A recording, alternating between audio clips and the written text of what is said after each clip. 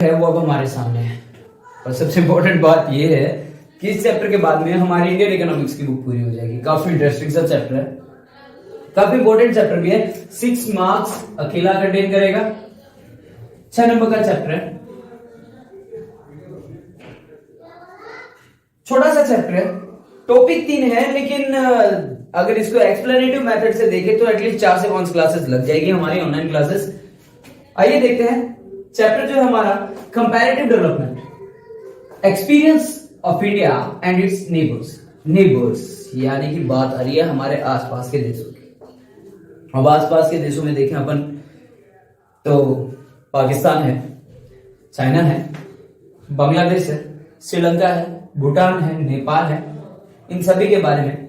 लेकिन अगर हमें सबसे ज्यादा कहीं इंपैक्ट होता है या हमारी इकोनॉमी सबसे ज्यादा कहीं से रिलेट करती है तो 2 ही ऐसी जगह है जिनसे सबसे ज्यादा हमारी इकोनॉमी रिलेट करती है। अगर मैं बात कहूं तो एक तो है चाइना और दूसरी है Pakistan.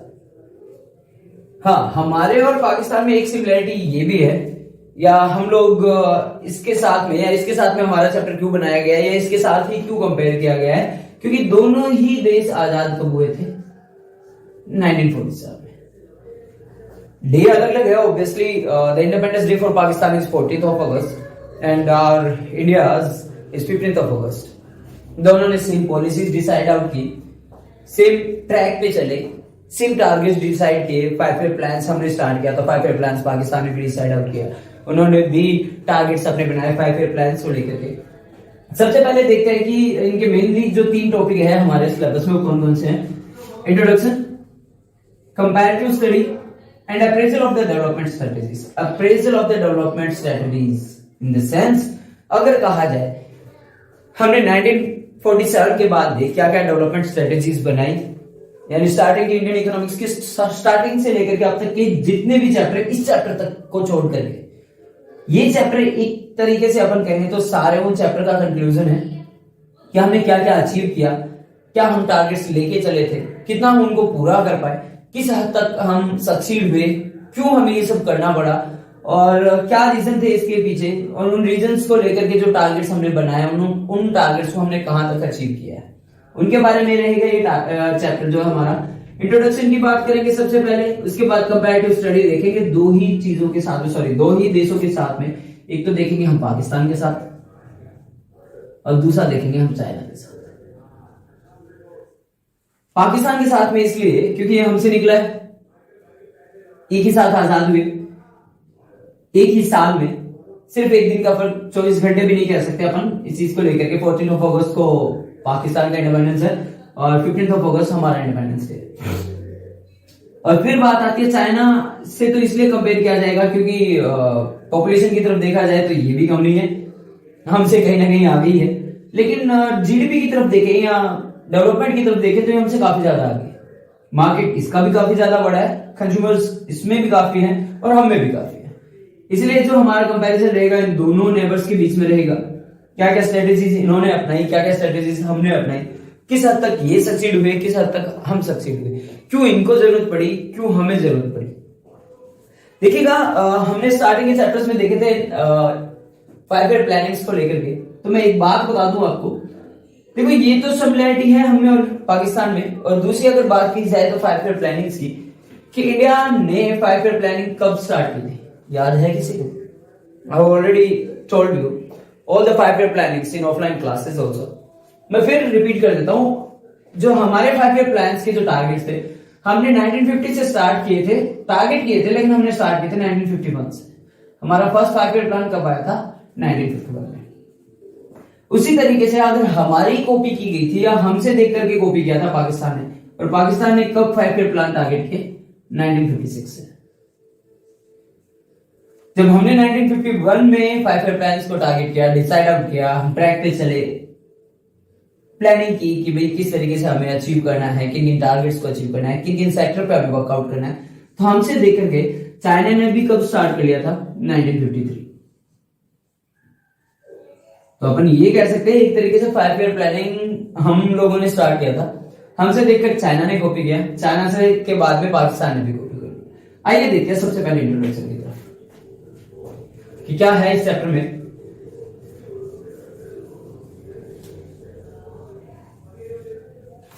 Comparative development experiences, comparative development experiences की अगर बात की जाए तो ऐसे डेवलपमेंट एक्सपीरियंसेस या ऐसे ऑर्गेनाइजेशंस या कुछ एक देश मिलकर के एक ऐसी ऑर्गेनाइजेशन बनाते हैं जहां से हमारे इंटररिलेशनशिप कहा जाए तो जहां से हम गुड्स एक्सपोर्ट करते हैं या इंपोर्ट करते हैं, या जिनके टैक्सेस से हमें इंपैक्ट होता है या हमारे टैक्सेस से उन पे इंपैक्ट पड़ता है, उन सभी को लेकर के जो भी कंपैरेटिव स्टेटमेंट्स रहेंगे, जो भी कंपैरिजंस रहेंगे, इन चैप्टर के अंदर बात करेंगे।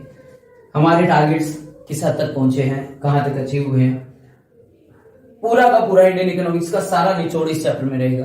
क्योंकि अपन हर किसी चैप्टर के बारे में क्या पढ़ते हैं कि भी उसके डेफिनेशन, फिर उसके प्लस पॉइंट, उसके माइनस पॉइंट, उसके कंक्लूजन्स, वो सारी चीजें ही रहेगी हमारी। 3 टॉपिक रहेंगे। सबसे पहले आज बात करेंगे हम इसको लेकर के इंट्रोडक्शन। आइए बढ़ते हैं। देखिएगा, मैंने यहाँ पर कुछ एक चीजों के नाम लिखे, कुछ एक ऑर्गेनाइजेशंस के नाम लिखे हैं जिन्होंने, जैसे मैं आपको इन ऑर्गेनाइजेशंस के थ्रू समझाऊंगा, यहाँ पर पे कोशिश करूंगा कि आपको ये चीजें काफी हद तक क्लियर हो जाए कि ये भी देखो एक तरीके से ऑर्गेनाइजेशंस है, अलग अलग कंट्रीज के अलग अलग ग्रुप्स बने हैं। क्यों बनाए गए थे? क्योंकि हम हमारे आसपास के नेबर्स की तरफ क्या देखते हैं कि भाई नेबर कंट्रीज से जिनसे अपन इंटरलेट कर सके, जिनसे अपन बिजनेस कर सके, या जिनके मार्केट से हमें फायदा हो सके, या हमसे जिनके मार्केट को फायदा हो सके, इन सारी चीजों को लेकर के अगर देखा जाए तो मैंने यहाँ पे नाम लिखा हुआ है सार्क। अब सार्क क्या है, इसकी फुल फॉर्म मैं आप पे छोड़ता हूँ। मैं बता सकता हूँ but I don't want to explain because I want to give a little bit of homework for all of you. आप गूगल करिए कि क्या सार्क की फुल फॉर्म हो सकती है। मैं आपको इतना बता देता हूँ, सार्क को 1985 में, इस ग्रुप को 1985 में एस्टैब्लिश किया गया था। इसके अंदर जो देश थे वो देखिएगा कौन कौन से थे। Afghanistan, Nepal, India, Bangladesh, Maldives, Bhutan, Pakistan and Sri Lanka. अगर अफगानिस्तान की बात की जाए तो ये रिसेंटली बना है, मैं आपको बता देता हूं 2007 में, जिसने सार्क ग्रुप को ज्वाइन किया। इससे पहले अगर कहा जाए तो नेपाल, इंडिया, बांग्लादेश, मालदीव, भूटान, पाकिस्तान एंड श्रीलंका। तो आप ये तो समझ गए होंगे कि सारे इसके सारे एक ही साइड के हैं। साउथ एशिया कहा जा सकता है, साउथ, चलिए मैं ही बता देता हूं, साउथ एशियन एसोसिएट्स। अब आरसी की तरफ आप देख लीजिए, बता पाएंगे या मैं ही बता दूं? South Asian associates regional countries, यानी साउथ एशिया की बात की जाए तो ये सारे के सारे कंट्रीज का है साउथ एशिया में।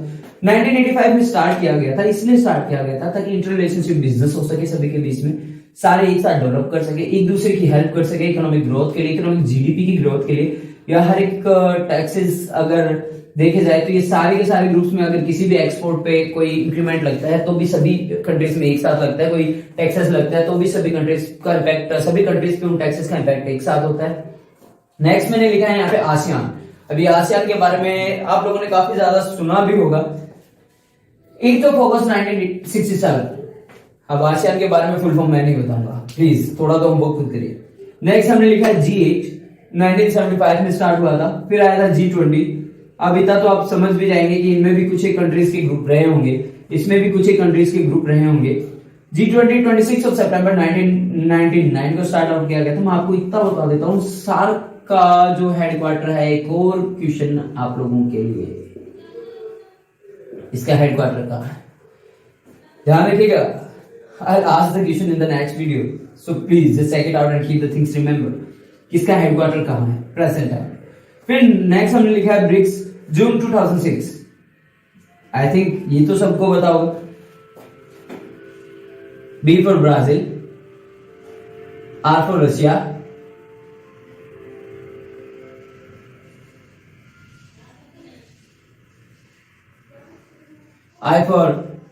I love my India, I for India, C for China और S for साउथ अफ्रीका। ये ब्रिक्स के 5 देशों का एक ऐसा ग्रुप है तो 2006 में एस्टैब्लिश किया गया था, जून 2006 में। ठीक है, ये क्यों बनाए गए थे? ये ग्रुप्स इसलिए बनाए गए थे कि जो ग्रुप में जितने भी मेंबर्स होते हैं, जितने भी कंट्रीज होते हैं, वो सारे के सारे एक साथ बढ़े, एक दूसरे की मदद के साथ बढ़े। क्योंकि कहा जाता है जब एक हाथ से दूसरा हाथ मिलता है तो ऑब्वियसली तभी तरक्की की डगर पे हम चलते हैं, यानी रास्ते पे हम चलते हैं। तो इन ग्रुप्स को भी तभी बनाया गया था ताकि इंटर रिलेशनशिप बन पाए, बिजनेसेस को लेकर के एक साथ ट्रैक पे बढ़ पाए हम, हमारे फ्यूचर सिक्योरिटीज के लिए, फ्यूचर इकोनॉमिक ग्रोथ के लिए, फ्यूचर टारगेट्स के लिए, ताकि अच्छे से वर्ल्ड इंटरनेशनल ट्रेड भी हो सके, एक्सपोर्ट्स हो सके, इंपोर्ट्स हो सके। क्योंकि आप देखिएगा, जैसे इमेजिन करिएगा चाइना है, खैर अब तो अपन डिस्कार्ड कर चुके हैं चाइनीज प्रोडक्ट्स को, लेकिन आपने ये देखा होगा चाइनीज प्रोडक्ट ने आज भी कुछ हद तक, काफी ज्यादा हद तक हमारे इंडियन मार्केट को कैप्चर किया हुआ, कवर किया हुआ है।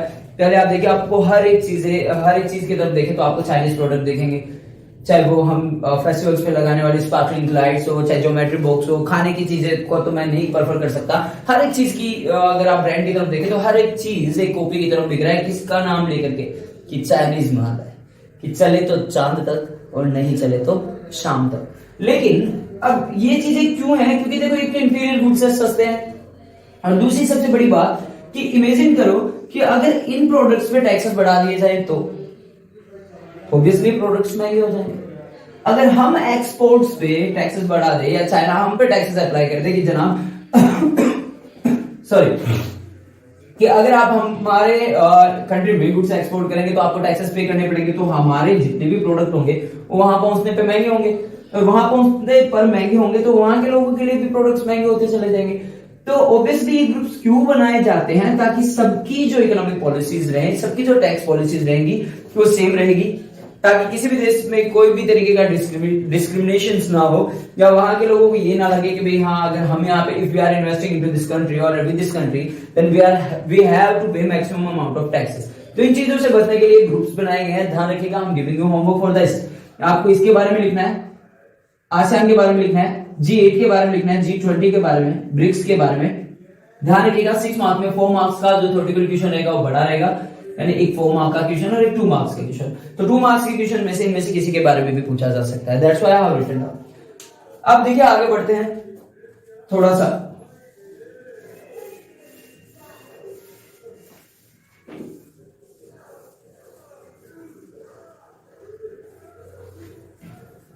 कंपैरेटिव स्टडी की बात की जाए पाकिस्तान के साथ में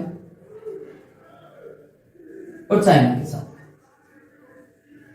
मैं फिर बता देता हूं क्यों। क्योंकि भाई इंडिया ने और पाकिस्तान ने 1947 में इंडिपेंडेंस अचीव किया था, सेम ईयर में, सेम मंथ में, बट 24 से भी कम टाइम का डिफरेंस था दोनों के बीच में। हमने स्टार्ट आउट किया, इंडिया की बात की जाए, sorry I have written down here, 1951 5 year plan, 1956 Pakistan, 1953 China. Comparative study रहेगी इन तीनों के बीच में कि भाई हमारे तीनों के क्या क्या अचीवमेंट्स थे, क्या क्या हम लोगों ने प्लान्स डिसाइड किए थे, किस हद तक हम सक्सीड हुए हैं इन टारगेट्स को लेकर के। 5 ईयर प्लान्स की अगर बात की जाए तो हमने काफी सारी चीजों को डिस्कस किया था इसके अंदर, चाहे हमारे वो स्टडी से रिलेटेड हो, लिटरेसी को लेकर हो, या फिर चाहे हमारी इकोनॉमिक ग्रोथ को लेकर हो, चाहे रॉ मटेरियल को लेकर हो, चाहे हमारे प्रोडक्शन सेक्टर को लेकर हो, चाहे हमारे एग्रीकल्चर सेक्टर को लेकर के हो, इन सारी चीजों के बारे में हमने डिस्कस किया था। तो नेक्स्ट जो क्लास रहेगी हमारी वो रहेगी इन सभी के बारे में कि क्या क्या कंपैरिजन थे, क्या क्या स्ट्रेटेजीज दोनों देशों ने अपनाई थी, क्या पाकिस्तान ने अपनाई थी, क्या चाइना ने अपनाई थी और क्या हमने अपनाई थी। हमारी स्ट्रेटेजीज के बारे में देखा जाए तो हमारी पहली स्ट्रेटेजी क्या थी, जैसे कि हम लोगों ने पहले भी डिस्कस किया था, हमारी पहली स्ट्रेटेजी थी एग्रीकल्चर। फिर हमारे थे self help groups, production level को इंक्रीमेंट करना, या जितने भी हमारे जो इंडस्ट्रियल सेक्टर है उनको इंप्रूव करना। आपको याद है 1991 में कौन सी पॉलिसी आई थी, बता पाएंगे? जिसको भी 1991 के बारे में याद है कृपया करके कमेंट में जरूर बताएं, please comment in the comment box कि 1991 में कौन सी पॉलिसी आई थी जिसके अंडर हमने 3 चीजें देखी थी। आई थिंक याद होगा, बट मैं नाम तो नहीं बताऊंगा, इसका नाम आपको कमेंट करना है। 3 चीजें देखी थी जिसका L फॉर क्या था, लिबरलाइजेशन, P फॉर क्या था, प्राइवेटाइजेशन, और G फॉर क्या था, ग्लोबलाइजेशन। अब एक तरीके से अगर देखा जाए तो ये जो ग्रुप्स हम बात कर रहे हैं, जो डिस्कस कर रहे हैं, वो ग्लोबलाइजेशन का हिस्सा है कि अपने मार्केट को इंटरनेशनल लेवल पे इस तरीके से ओपन कर देना या वाइड स्प्रेड कर देना कि कोई भी देश आप में इन्वेस्ट कर सके। और वो ऑब्वियस सी बात है, अगर कोई देश आप में इन्वेस्ट करेगा तो ऑब्वियसली आपका रॉ मटेरियल कंज्यूम होगा, हमारे उस देश के लोगों को क्या मिलेगा, एम्प्लॉयमेंट मिलेगा, एम्प्लॉयमेंट मिलेगा तो क्या होगी, डेवलपमेंट होगी, इंफ्रास्ट्रक्चर मजबूत होगा, पर पर्सन इनकम बढ़ेगी। तो ये सारी चीजें आप देखो, जब अगर एक देश इन्वेस्ट करता है किसी एक देश में तो ऑब्वियसली ये सारी चीजें इम्पैक्ट आउट होती है, जॉब भी मिलती है, जॉब एम्प्लॉयमेंट भी आते हैं, इंफ्रास्ट्रक्चर भी सॉलिड होता है, इन्वेस्टमेंट लेवल भी बढ़ता है, लोगों का ट्रस्ट भी बढ़ता है, इंटरनेशनल लेवल पे ट्रस्ट बढ़ता है कि अगर कोई देश हमें इन्वेस्ट कर रहा है तो ऑब्वियसली दूसरा देश भी क्या देखेगा, obviously India is having a huge market so we should definitely invest with that. तो ये जो था हमारा चैप्टर का स्टार्टिंग था, इंट्रोडक्शन क्लास थी। इस क्लास के बारे में अपन नेक्स्ट टॉपिक पे डिस्कस करेंगे। छोटा सा चैप्टर और बड़ा इंटरेस्टिंग सा चैप्टर है, 3 ही topic. Experience of India and its neighbours. Introduction अपन अपनी लास्ट क्लास में देख चुके हैं, आइए कंटिन्यू करते हैं उसी चैप्टर को। सबसे पहले हमने यहां पे हेडिंग लिखी है similar strategies followed by India and Pakistan. देखिए मैं यहां पे इंडिया एंड पाकिस्तान के साथ में एक और चीज ऐड कर देता हूं यहां पे, एंड चाइना। सिमिलर स्ट्रेटेजीज की बात की जाए तो ऑब्वियसली जिन स्ट्रेटेजीज को लेकर के इंडिया ने अपना डेवलपमेंट ट्रैक स्टार्ट किया था, यानी 1950 के बाद में अगर हम कहें कि भाई जो स्ट्रेटेजीज हमने बनाई थी, जिन जिन प्रोसीजर्स को हमने फॉलो किया था, उन्हीं प्रोसीजर्स के साथ में पाकिस्तान ने भी हमें फॉलो किया, चाइना ने भी हमें फॉलो किया। वो सारी स्ट्रेटेजीज यानी सारा ट्रैक, सारा मेथडोलॉजी एक ही था, जो हमने फॉलो किया वही हमारे नेबर कंट्रीज ने फॉलो किया। आइए देखते हैं पहला क्या है सिमिलर स्ट्रेटेजीज के साथ में। अगर अपन देखें इंडिया की बात की जाए, 1947 we got independent as I told in last class. Pakistan 1947 same, ये 15th of August, 14th of अगस्त।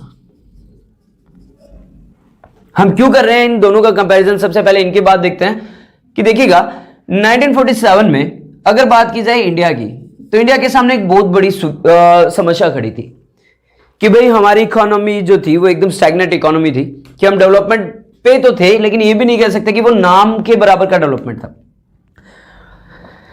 जैसा कि आप सभी को पता है, स्नेल होता है, स्नेल देखा होगा आपने, वो ऐसे रेंग रेंग कर चलता है, धीरे धीरे धीरे धीरे, मतलब लगता ही नहीं है कि वो ऐसा चल भी रहा है, बट ऑब्वियसली स्नेल क्रॉल कर रहा होता है, रेंग रहा होता है, रेंग रहा होता है। वही इकोनॉमी के हालात हमारे इंडिया के थे। हम एक जगह रुके हुए भी नहीं थे, चल रहे थे, लेकिन वो चलना ना के बराबर था। तो इंडिया ने क्या डिसाइड किया, क्योंकि बिखरी हुई इकोनॉमी थी, कुछ बचा नहीं था, प्रोडक्शन इतना था नहीं, एग्रीकल्चर डिवॉस्ट हो चुका था पूरा का पूरा। जो ब्रिटिश थे, ईस्ट इंडिया कंपनी थे, उन्होंने हमारे जो जितने भी रॉ मटेरियल रिसोर्सेज थे, हमारा प्रोडक्शन था, सभी को डिस्ट्रॉय कर दिया था। हमारे हैंडीक्राफ्ट थे, हमारे स्मॉल होल्डिंग्स थे, स्मॉल स्केल इंडस्ट्रीज थी, मैन्युफैक्चरिंग डिपार्टमेंट था, सभी को पूरी तरीके से डिस्ट्रॉय कर दिया था ईस्ट इंडिया कंपनी ने। लेकिन हम भी कहां पीछे हटने वाले थे जनाब, हिंदुस्तानी है, रुकने का तो कभी नाम ही नहीं ले सकते अपन। 1950 में हमने प्रपोज किया और 1951 में हमने स्टार्ट किया 5 ईयर प्लान। और सबसे पहले और सबसे बड़ा हथियार हमारा था एग्रीकल्चर। हमें इतना पता था कि भाई more than 75% population of India was against at the agriculture, और हमें पता था यही वो चीज है जिसको अगर इंप्रूव किया जाए तो हम सेल्फ सफिशिएंट भी होंगे और ऑब्वियसली हम आगे की तरफ भी बढ़ेंगे। 1951 में हमने फॉलो किया, चाइना ने हमें देखकर 1953 में भी 5 ईयर प्लानिंग्स को लिया। अब जब इंडिया और चाइना दोनों ने स्टार्ट कर दिया तो जनाब ये कहां पीछे रहने वाला था। इन्होंने कब शुरुआत कर दी, 1956 में।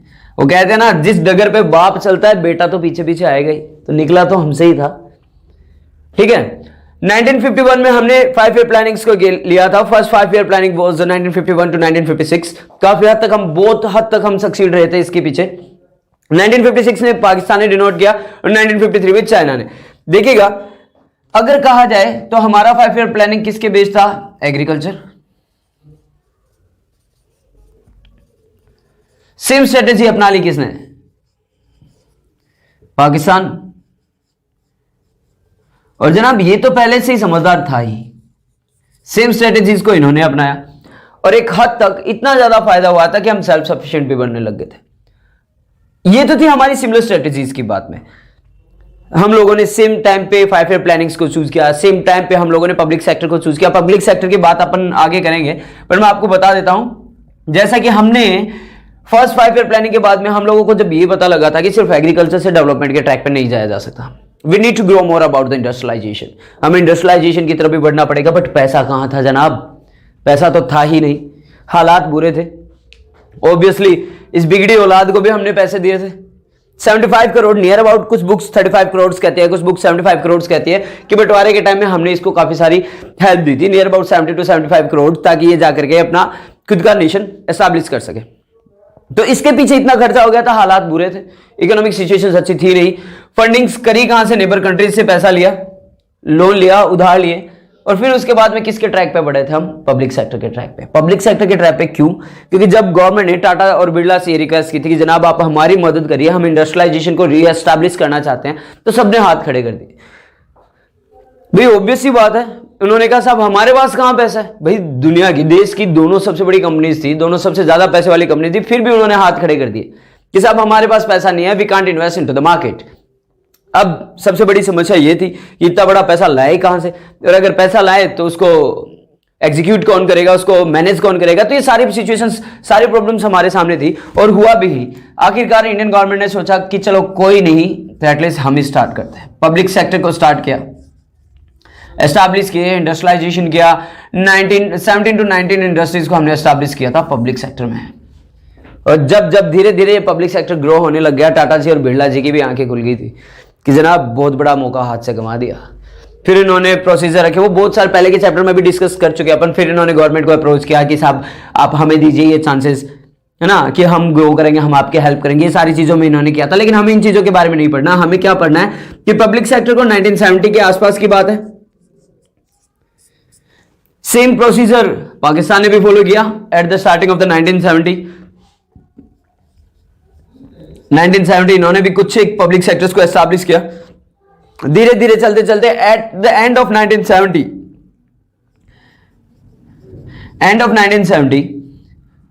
पाकिस्तान ने क्या कर दिया? सभी को प्राइवेटाइजेशन की तरफ धकेल दिया। हमने भी प्राइवेटाइजेशन की तरफ डाला था, but after the NEP, new economic policy which came into the 1991 में हमने क्या किया था? सारे पब्लिक सेक्टर को प्राइवेटाइजेशन में डाल दिया। फिलहाल 3 ही चीजें छोड़ी थी हमने। एक एटॉमिक पावर छोड़ा था, एक वॉर इक्विपमेंट जिनको अपन कहते हैं डिफेंस सिस्टम छोड़ा था, और एक रेलवे छोड़ा था।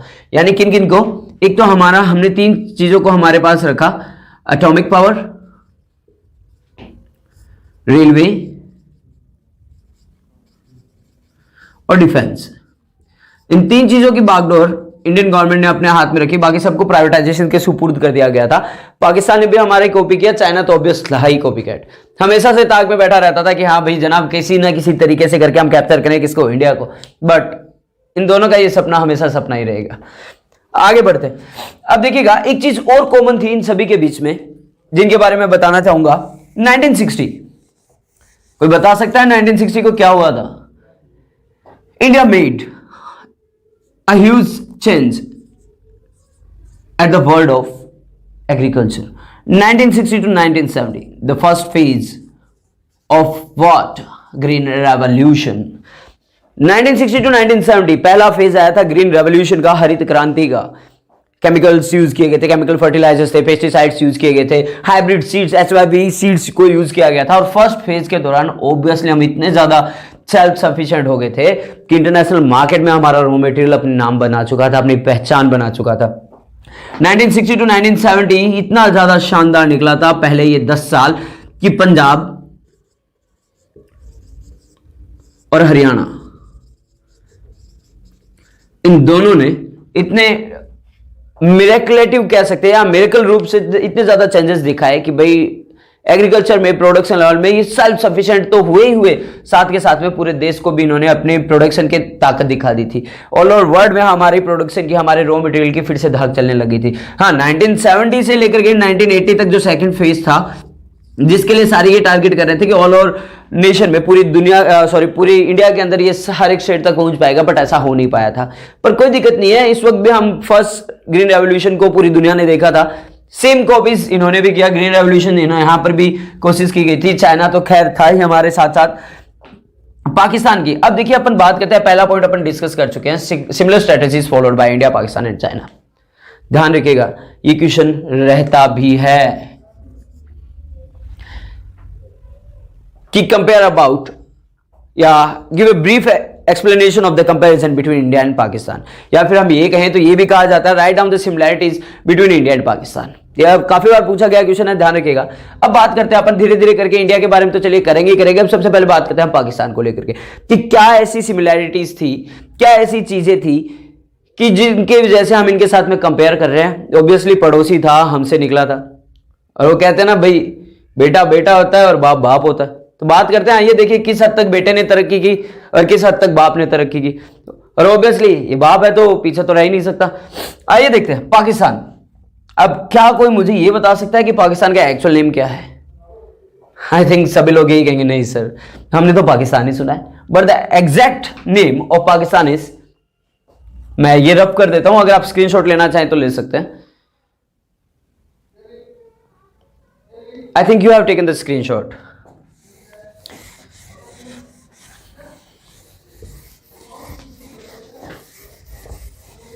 अगर किसी ने स्क्रीनशॉट नहीं लिया हो या फिर डिले हो गए हो तो ऑब्वियसली वीडियो को थोड़ा सा बैक साइड में जाकर के या बैकवर्ड कर करके आप स्क्रीनशॉट ले सकते हैं। पाकिस्तान की बात की जाए तो पहला पॉइंट जिसको अपन कहते हैं इसके नाम को, तो इसका नाम है इस्लामिक रिपब्लिक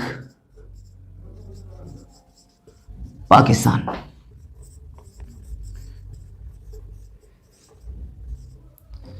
दूसरे पॉइंट की अगर बात की जाए, मिक्स्ड इकोनॉमी है।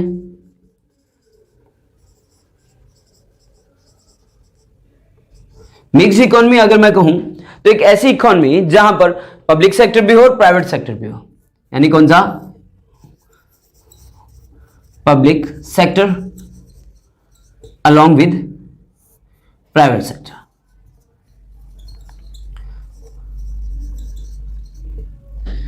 फिर अगर बात की जाए लोकेशन की, साउथ एशिया, पाकिस्तान कहां सिचुएटेड है? साउथ एशिया में सिचुएटेड है। अगर इसके बाद अगर बात करें अपन, तो आपको यह भी पता होगा कि पाकिस्तान दुनिया की 6 नंबर की मोस्ट पॉपुलेटेड कंट्री है। इसके बाद अगर बात करें तो ऑफिशियल लैंग्वेज की, तो ऑफिशियल लैंग्वेज के बारे में अगर कहा जाए तो कुछ लोगों के मन में एक ख्याल ये भी होगा कि सर पंजाबी होगी। नहीं नहीं नहीं यार, ऑब्वियसली इस्लामिक कंट्री है तो पंजाबी तो हो ही नहीं सकती। पहली ऑफिशियल जो लैंग्वेज है वो रहती है इनकी उर्दू। अब दूसरी ऑफिशियल लैंग्वेज, सुनकर हंसिएगा मत, आप चौंक जाएंगे कि पाकिस्तान की सेकंड ऑफिशियल लैंग्वेज क्या है। हाँ हाँ मुझे पता, आप सारे लोग यही कहेंगे सर पंजाबी। भाई ऑब्वियसली पंजाब राजस्थान के पास का हिस्सा तो पंजाबी, बट नहीं guys, can you gas? English, जिनसे इनका दूर दूर तक का कोई नाता नहीं है। इनकी सेकंड ऑफिशियल लैंग्वेज क्या है? इंग्लिश। और एक्चुअल में ये सिर्फ सेकंड ऑफिशियल ही है, नाम के लिए ऑफिशियल। आप बड़े बड़े सुपरस्टार्स देख लीजिए, क्रिकेटर्स देख लीजिए, मैंने तो आज तक कभी ये नहीं देखा कि भाई कोई भी पाकिस्तान क्रिकेटर, मैंने रिसेंटली अभी उमर अकमल का जो T20 कैप्टन रहे हैं पाकिस्तान टीम के, तो उनसे जो न्यूज रिपोर्टर एंकर, उन्होंने कुछ एक क्वेश्चन पूछे थे, sir what do you think about the players and how did the perform at your last match and till how much point you are satisfied, do you know what was the respond of him? उन्होंने अपने पास बैठे हुए बंदे से या अपने दोस्त से पूछा, यार ये क्या कह गई? फिर उन्होंने कहा जनाब ये आपकी परफॉर्मेंस के बारे में पूछा, तो उन्होंने कहा नेक्स्ट क्वेश्चन। बिकॉज एक्चुअल में इन्होंने सिर्फ नाम के लिए इस चीज को दिया है। नेक्स्ट अगर अपन बात करें तो भाई इन्होंने भी 1956 में 5 ईयर प्लानिंग्स को चूज किया था। कब चूज किया था? 1956 में, as I told you before. हमारे पीछे पीछे ये भी चल पड़े थे, क्योंकि ऑब्वियसली हकीकत यही होती है, जब एक पड़ोसी तरक्की करता है ना, तो दूसरा पड़ोसी क्या करता है? उसको कॉपी करने की कोशिश करता है। बट इस कॉपी के पीछे वो कहते हैं ना, कॉपी ऑल्सो नीड्स स्मार्टनेस। इनको भी कॉपी करने के लिए किस चीज की जरूरत थी? स्मार्टनेस की जरूरत थी, वो इनके पास थी नहीं। अगर बात बढ़े, अपन आगे बढ़े, तो इन्होंने क्या किया था? इंपोर्ट ऑफ या importance of private sector, sorry public sector की पहले बात करेंगे।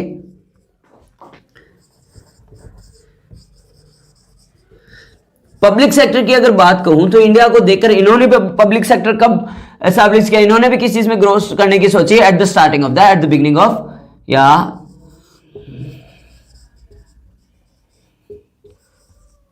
एट द स्टार्टिंग ऑफ 1970 में जब इनको ये लगा कि यार जब पड़ोसी देश इंडिया जब ग्रो अप कर सकता है इन सारी चीजों को लेकर के, तो हम क्यों नहीं।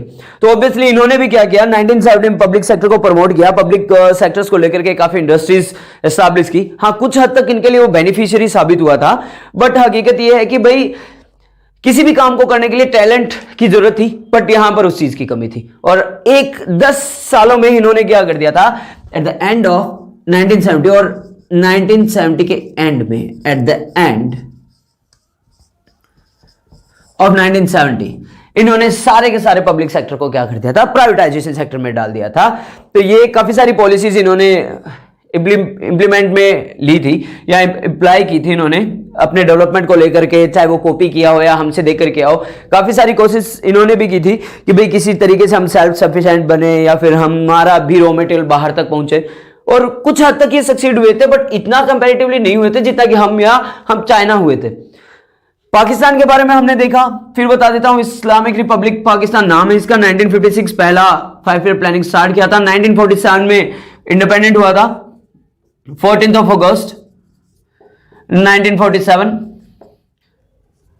क्योंकि पहली दफा जब इनको इंडिपेंडेंस दिया गया था उस वक्त चाचा नेहरू जी ने एक स्टेटमेंट दिया था कि पहली दफा इतिहास में ऐसा हुआ था कि किसी इंसान ने अपना सर दर्द खत्म करने के लिए सर ही कटा दिया था।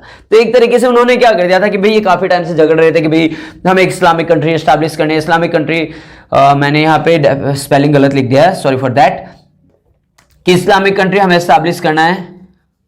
तो इस चक्कर में काफी हद तक जद्दोजहद करने के बाद में 1947 में एटलीस्ट इनको अलग कर दिया गया था कि ठीक है जाइए जनाब, आप सुख से रहिए, सुकून से रहिए, हमें भी सुकून से रहने दीजिए, आप अपना एक इस्लामिक कंट्री एस्टैब्लिश करिए और हम हिंदू स्वराष्ट्र बनाते हैं। या फिर हमारी तो एक्चुअली एक ऐसी इकोनॉमी थी, हम तो एक ऐसा नेशन है कि जो सर्वधर्म संभाव में या स्पिरिचुअलिटी में बिलीव करते हैं। हमारे लिए सारे रिलीजन एक जैसे, सेकुलर कंट्री कह सकते हैं हम अपन कि भाई यहाँ पे हमारे ट्राई कलर में फ्लैग में व्हाइट कलर ही एक ऐसा कलर है जो सारे धर्मों को, सारे रंगों को अपने अंदर मिक्स कर लेता है। तो यही हुआ था। ये पाकिस्तान के बारे में हमने देखा। नेक्स्ट क्लास में अपन देखेंगे चाइना के बारे में। ये छोटा सा टॉपिक था। नेक्स्ट जो क्लास रहेगी वो थोड़ी सी बड़ी रहेगी। एक चीज और बता देता हूं, ग्रीन रेवोल्यूशन भी इन्होंने हमारा ही कॉपी किया था 1960 से लेकर के 1980 का टाइम में, ताकि ये भी सेल्फ सफिशिएंट हो सके। साउथ एशिया इसकी लोकेशन है। नेक्स्ट हमारी जो बात रहेगी वो रहेगी चाइना की। नेक्स्ट मैं लिख देता हूं, हम जो पढ़ेंगे वो चाइना के बारे में। बट एक चीज मैं आपसे जानना चाहता हूं, can you tell me the exact name of China? I hope आप गूगल करेंगे, करिए गूगल और मुझे एग्जैक्टली चाइना का रियल नेम बताएंगे। हम लोग इसे चाइना ही कहते हैं, but according to the economics या according to the real name, what is the real name of China? जैसे पाकिस्तान के बारे में आपको एक नया नाम आज पता चला होगा, इस्लामिक रिपब्लिक पाकिस्तान, ये पाकिस्तान का रियल नेम है। चाइना का रियल नेम क्या है? I'm expecting, देखिएगा, if we talk about the real name of China, then People Republic of China। ध्यान रखिएगा, इन केस इन फ्यूचर आप किसी को पूछ कर देखिएगा कि यार चाइना का रियल नेम क्या है, आपको यही आंसर मिलेगा कि यार चाइना का रियल नेम चाइना ही है। But the fact is that the people Republic of China is exact name of China. Location की बात करें तो थोड़ा सा बैकअप लेना चाहूंगा। कोई मुझे बता पाएगा आप में से कि पाकिस्तान का लोकेशन क्या है? पाकिस्तान का लोकेशन अगर अपन देखें इंटरनेशनल लेवल पे या फिर वर्ल्ड मैप पे, तो हमने देखा था वो साउथ एशिया था। तो ऑब्वियसली ऑपोजिट है, तो ये क्या रहेगा? ईस्टर्न एशिया या ईस्ट एशिया में। नेक्स्ट अगर देखें तो पॉपुलेशन रिव्यू, इनको कौन नहीं जानता जनाब, इन्होंने तो पॉपुलेशन का अंबार खड़ा कर रखा है। ये तो हमसे भी 10 कदम आगे। बट एक चीज मानना पड़ेगा चाइना के बारे में, अगर चाइना के बारे में देखें तो ये डेवलपमेंट में हमसे काफी ज्यादा आगे है। बट मैं इतना आपको अश्योर कर सकता हूं कि जिस तरह से हमारी जीडीपी, हमारा economic growth day by day हो रहा है, तो ऑब्वियसली आने वाले नियर अबाउट 7 to 10 ईयर्स में हम चाइना को काफी पीछे छोड़ चुके होंगे। बट इसमें आपकी और हमारी भी भागीदारी भी सबसे ज्यादा जरूरी रहेगी। पॉपुलेशन रिव्यू की बात करें तो ये तब भी वर्ल्ड्स हाईएस्ट पॉपुलेटेड कंट्री था।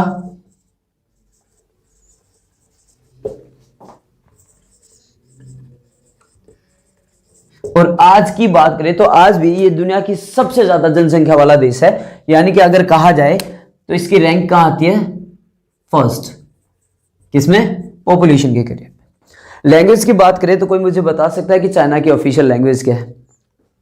अब आप कहेंगे कि सर चाइना की ऑफिशियल लैंग्वेज तो चाइनीज ही होगी, but this is not the fact. अगर बात की जाए चाइना की ऑफिशियल लैंग्वेज के बारे में तो आपको याद होगा कल अपन ने डिस्कस किया था पाकिस्तान की ऑफिशियल लैंग्वेज के बारे में।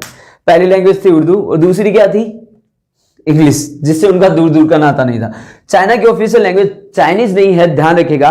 दैट इज जो उनकी फैमिली लैंग्वेज है उन्हीं से जाना जाता है, ध्यान रखिएगा, सिनो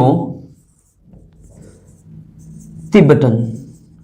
अब आप ये कहेंगे सर क्या ये तिब्बत से निकले हुए हैं? नहीं, ऐसा कुछ नहीं है।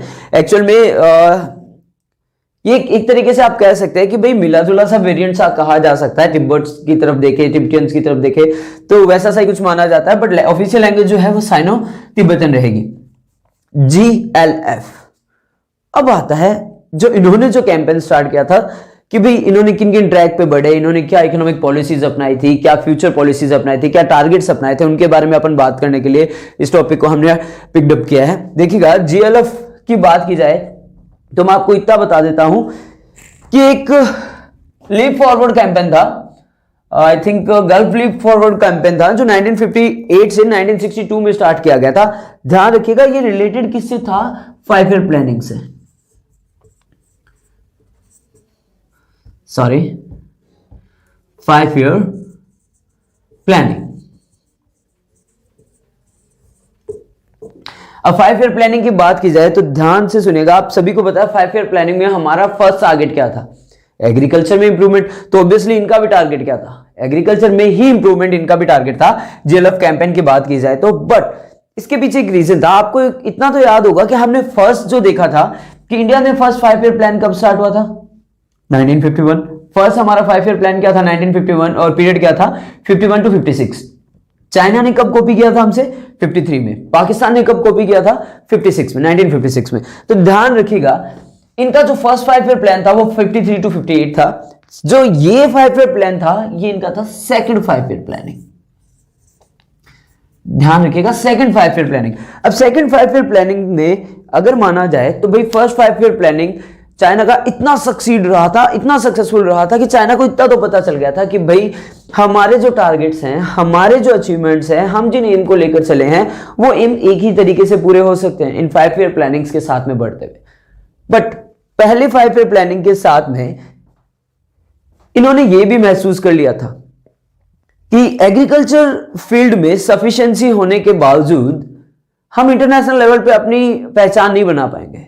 तो साथ में इन्होंने क्या नोटिस किया कि भाई सेकंड 5 ईयर जो प्लानिंग है उसको क्या कर दिया जाए?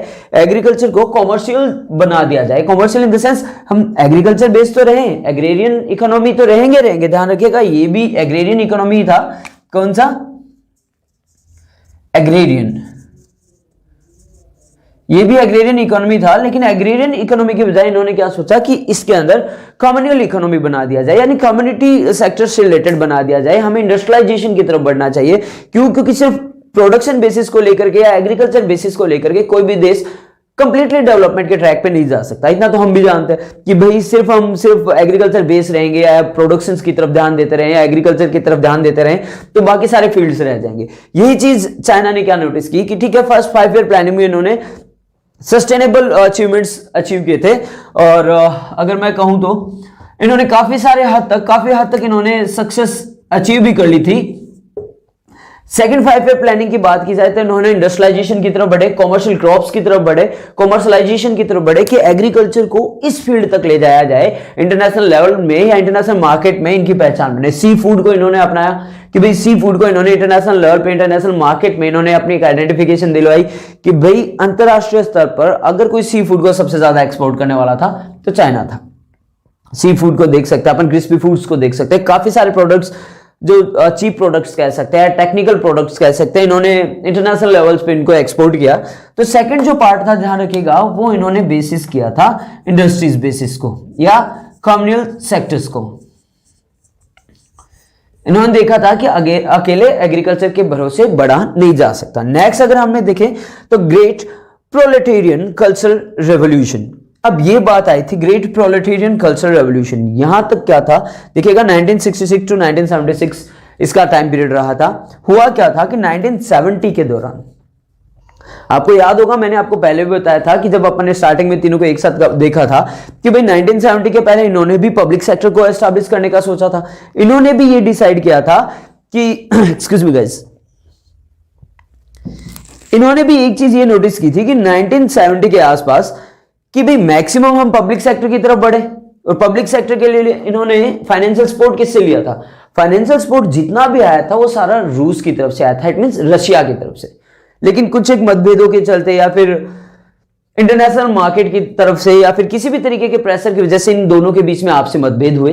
उन मतभेदों के वजह से, या फिर इंडिया का भी इंटरकनेक्शन कह सकते हैं इसके साथ साथ, क्योंकि चाइना के रिश्ते इंडिया के साथ अच्छे नहीं थे, बट रशिया हमारा दोस्त था, तो ये भी प्रेशराइजर कहा जा सकता है कि रशिया ने क्या किया कि अपना जो भी फाइनेंशियल सपोर्ट था वो वापस खींच लिया था। यानी रशिया से जितने भी प्रोफेशनलिस्ट कहा जाए या पढ़े लिखे इंसान क्या कहा जाए या फिर जितने भी साइंटिस्ट थे या इंजीनियर्स थे, रशिया ने सबको वापस बुला लिया था। अब चाइना के हालात फिर से खराब हो गए थे कि भाई काफी टाइम तक ड्रॉट्स वगैरह भी आ गए थे, कुछ पैंडेमिक्स वगैरह का भी सामना करना पड़ा था चाइना को। तो चाइना को इतना तो समझ में आ गया था कि यार अगर तरक्की करनी है तो अब we can't stay on the half of on the basis of any another one. अगर हमें डेवलपमेंट करना है, अगर हमें तरक्की करनी है तो ऑब्वियसली हमें हमारे बेसिस पे करनी पड़ेगी। और हुआ भी यही था। 66 से लेकर के 76 के बीच में जब रशिया ने अपना सारा फाइनेंशियल सपोर्ट वापस ले लिया था, तब चाइना ने एक चीज डिसाइड की थी कि सेल्फ सफिशिएंट बना जाए। सेल्फ सफिशिएंट बना जाए इन द सेंस, इन्होंने क्या बनाए, अपने कम्युनल ग्रुप्स बनाए, ऑर्गेनाइजेशंस बनाए अलग अलग, जिन्होंने अलग अलग प्रोडक्शन सेक्टर की तरफ देखा। नियर अबाउट अगर 1958 के बाद की बात की जाए तो मोर देन 25,000 से ज्यादा इनके ऑर्गेनाइजेशन थे, इनके ग्रुप्स थे जो हर एक बेसिस पे काम कर रहे थे, चाहे वो whether it can be for the agriculture, whether it can be for the industrialisation. तो ये काफी सारे सेक्टर्स पे चाइना ने काम किया था, और ऑब्वियसली चाइना ने इसके पीछे इतनी अच्छी अचीवमेंट्स को हासिल किया था कि इसने बाकी जो इसके नियर अबाउट जो कंट्रीज थे उनको काफी पीछे छोड़ करके काफी आगे की तरफ बढ़ गया था। इंडिया भी एक उनमें से ही था कि भाई पीछे रह गया था इनसे। क्यों? क्योंकि इंडिया के 5 प्लानिंग्स इफेक्टिव तो थे, बट हम इतना ज्यादा इंप्लीमेंट नहीं कर पाए थे जितना चाइना ने उनको किया था। तो ये जो था प्रोलेटेरियन कल्चरल रेवोल्यूशन, ये एक तरीके से क्रांति मानी जाती है कि चाइना ने अपने ही लोगों को वेल एजुकेटेड किया, वेल स्किलफुल बनाया, ताकि वो उनके प्रोडक्शन लेवल को बढ़ा सके और चाइना को किसी और देश पे आश्रित ना रहना पड़े। नेक्स्ट अगर अपन देखें तो रिफॉर्म्स इंट्रोड्यूस इन चाइना। अब रिफॉर्म्स की बात आ जाती है तो सेम रिफॉर्म्स इंडिया में भी थे, और इंडिया से ही कॉपी करके चाइना ने उनको अडॉप्ट किया। पहला रिफॉर्म हमारा क्या था? Agriculture based. चाइना का भी क्या था? Agriculture based. हमने भी सेल्फ सफिशिएंट बने, चाइना भी सेल्फ सफिशिएंट बना, बट हमारा और चाइना के बीच में डिफरेंस सिर्फ इतना रहा कि हमने सिर्फ सीड्स, फूड ग्रेन्स इन्हीं की तरफ आगे बढ़ते चले गए। बट चाइना ने नीड ऑफ टाइम समझा, मार्केट वैल्यू को समझा, और ये तक पहचान लिया था कि सिर्फ और सिर्फ एग्रीकल्चर से आगे नहीं बढ़ा जा सकता। इसलिए उसके बाद में ये आपको याद होगा 1970 मैंने बताया था, एट द स्टार्टिंग ऑफ 1970 और एट द एंड ऑफ 1970, और we can say near about 1980, यहां तक जो कंप्लीटली पब्लिक सेक्टर था, और उसके बाद में यहां पर पूरा क्या कर दिया गया था? पूरा प्राइवेटाइजेशन कर दिया गया था। और चाइना ने सारी की सारी चीजों को, अपने जितने भी सेक्टर्स थे, अपने जितने ऑर्गेनाइजेशन थे, सबको प्राइवेटाइजेशन के सुपुर्द कर दिया गया था। क्यों? क्योंकि ये तो हकीकत है कि प्राइवेटाइजेशन की तरफ देखें तो प्राइवेटाइजेशन में स्किल्स ज्यादा है, टैलेंट ज्यादा है। आप एक चीज देखिएगा, अगर आप किसी भी चीज का कंपैरिजन करें पब्लिक सेक्टर और प्राइवेट सेक्टर में, तो बहुत बड़ा डिफरेंस आपको मिलेगा। जैसे आप देखें कि भाई आप गवर्नमेंट हॉस्पिटल्स को देख लीजिए, डॉक्टर्स की फी इतनी ज्यादा होती है, बट क्या हमें उतनी ज्यादा फैसिलिटीज मिल पाती है जितनी हमें एक प्राइवेट हॉस्पिटल में मिलती है? एक गवर्नमेंट स्कूल को कंपेयर करिए एक प्राइवेट स्कूल से। भाई प्राइवेट एक जो गवर्नमेंट टीचर होते हैं वो obviously they are skilful, obviously exam crack करके वो पहुंचे हैं उस पोस्ट तक, तो नॉलेज है उनमें, बट क्या वो उतनी मेहनत करते हैं जितना एक प्राइवेट टीचर करता है? अगर आप सैलरी डिफरेंस देखें तो गवर्नमेंट टीचर की सैलरी यहां आती है, जबकि प्राइवेट टीचर की सैलरी सिर्फ यहां तक। जबकि कंपैरिजन में देखा जाए तो प्राइवेट टीचर उनसे 10 गुना ज्यादा मेहनत कर रहा होता है। टारगेट बेसिस रहता है, उनको ये डर रहता है कि कब हमें संस्था से निकाल दिया जाएगा, हमारे जो रिजल्ट्स रहते हैं वो मैटर करते हैं, ये सारी चीजें मैटर करते हैं। तो ऑब्वियसली चाइना ने भी यही सोचा था कि एग्रीकल्चर बेसिस को या फिर पब्लिक सेक्टर को हटा करके हम किसकी तरफ बढ़ जाएं? प्राइवेट सेक्टर की तरफ बढ़ जाएं और प्राइवेटाइजेशन की तरफ बढ़ जाएं, और हुआ भी यही था। प्राइवेटाइजेशन का इतना जबरदस्त फायदा हुआ था चाइना को कि चाइना डेवलपमेंट के ट्रैक पे ऐसा निकला कि कभी पीछे मुड़कर देखना ही नहीं पड़ा। दो चीजों की और बात करेंगे अपन, मैं थोड़ा सा यहां से रफ कर रहा हूं।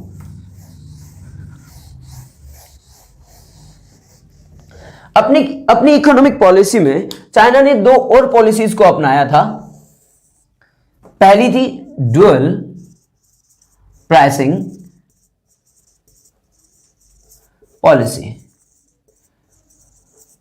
ड्यूअल प्राइसिंग पॉलिसी, अब आप कहेंगे सर ये क्या था?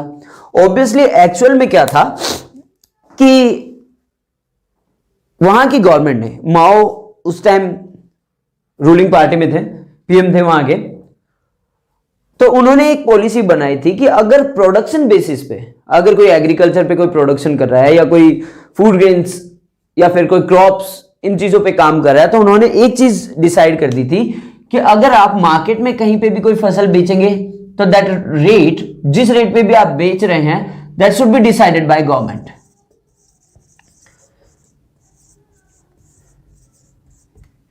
और अगर कोई भी चीज खरीद रहे हैं तो वो भी किसके द्वारा डिसाइड की जाएगी? गवर्नमेंट के द्वारा ही डिसाइड की जाएगी। इट मींस वहां की रूलिंग पार्टी डिसाइड करेगी। एक ही रूलिंग पार्टी होती थी तो ऑब्वियसली वही रूलिंग पार्टी वो उस प्राइसिंग को डिसाइड करती थी। उसी के अकॉर्डिंग अगर कोई भी प्रोडक्शन से रिलेटेड या एग्रीकल्चर से रिलेटेड कुछ भी बेचना चाहता था या खरीदना चाहता था तो वो सारा का सारा उसी अमाउंट पे बेचा जाता था या खरीदा जाता था जो वहां की गवर्नमेंट डिसाइड करती थी। नेक्स्ट इन्होंने एक और पॉलिसी अपनाई थी, SEZ, सेज, जिसको कहते हैं, मैं बता देता हूं आपको इसकी full form, special economic zone. अब special economic zone in the sense, China ने अब एक चीज तो महसूस कर ली थी कि इंडस्ट्रियलाइजेशन में उनको काफी अच्छा फायदा हुआ, तो उन्होंने ये तो रियलाइज कर लिया था अगर इससे भी ज्यादा डेवलपमेंट के ट्रैक पे चलना है तो obviously we need to grow up, we need to open our market for the world wide level और एट द इंटरनेशनल लेवल। और ऑब्वियसली उन्होंने किया भी यही, अपने इकोनॉमिक जोन को उन्होंने खोला at the world wide level, eight the international level. किन किन चीजों को बढ़ाया? अपने एक्सपोर्ट्स बढ़ा दिए, इंपोर्ट किया इन्वेस्टमेंट्स को,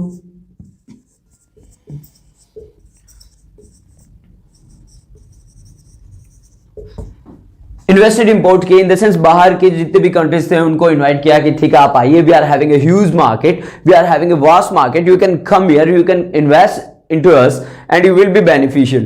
तो यही चीज हुआ भी था कि इन्होंने स्पेशल इकोनॉमिक जोन बनाए different for the different kind of industrialisation sectors. अलग अलग इंडस्ट्रीज को लेकर के सेज बनाए गए थे, सेज कहा जाता है, ध्यान रखिएगा इनको।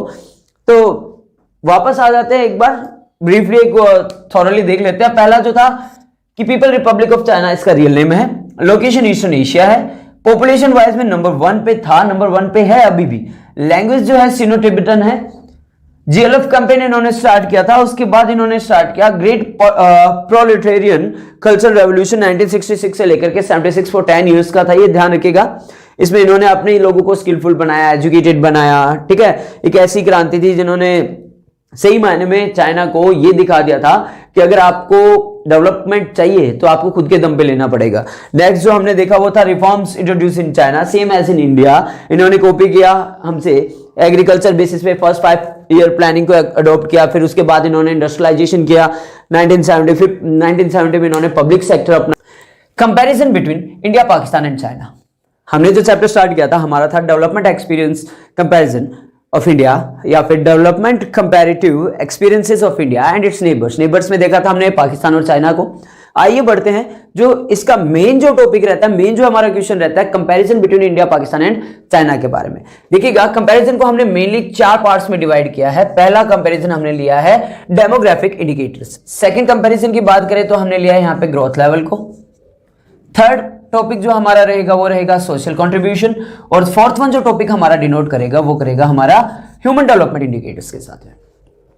डेमोग्राफिक इंडिकेटर्स यानी कि हमारे यहाँ की पॉपुलेशन क्या है, पर पर्सन पर स्क्वायर किलोमीटर के हिसाब से कितने लोग रहते हैं, सेक्स रेशियो क्या है, फर्टिलिटी रेशियोज क्या है, इनके बारे में देखेंगे। ग्रोथ रेट्स के बारे में देखेंगे हम, उनके जीडीपीज में, इकोनॉमिक सेक्टर में, इन सभी के बारे में। सोशल कंट्रीब्यूशन की देखें तो भाई पब्लिक सेक्टर ने कितना कंट्रीब्यूट किया, प्राइवेट सेक्टर ने कितना कंट्रीब्यूट किया, सोशलिज्म लेवल पे लिटरेसी लेवल कितना है, ना, इलिटरेसी लेवल कितना है, बर्थ रेट कितना है, डेथ रेट कितना है, उन सारी चीजों के बारे में, ह्यूमन डेवलपमेंट इंडिकेटर्स के बारे में भी सेम साइज रहेगा। आइए बढ़ता नंबर 1 की तरफ, डेमोग्राफिक इंडिकेटर्स की तरफ। डेमोग्राफिक इंडिकेटर्स यानी वो इंडिकेटर्स जो किसी भी नेशन के बेसिक्स एलिमेंट्स को एक्सप्लेन करता हो। बेसिक एलिमेंट्स के एक्सप्लेनेशन से मतलब हमारा रहेगा पॉपुलेशन वहां की कितनी है, पर किलोमीटर में कितने लोग रहते हैं, किस तरीके का अर्बनाइजेशन है, या फिर रूरल एरियाज में लोग ज्यादा रहते हैं, अर्बन एरियाज में लोग ज्यादा रहते हैं, उन चीजों के बारे में देखेंगे। और फिर देखा जाए तो नॉर्मल जो ग्रोथ रेट है वो कितना है, पॉपुलेशन ग्रोथ रेट कितना है, बर्थ ग्रोथ रेट कितना है, इन सभी चीजों के बारे में आइए शुरुआत करते हैं हम हमारे टॉपिक से। नंबर 1 जो लिखा है मैंने, पॉपुलेशन।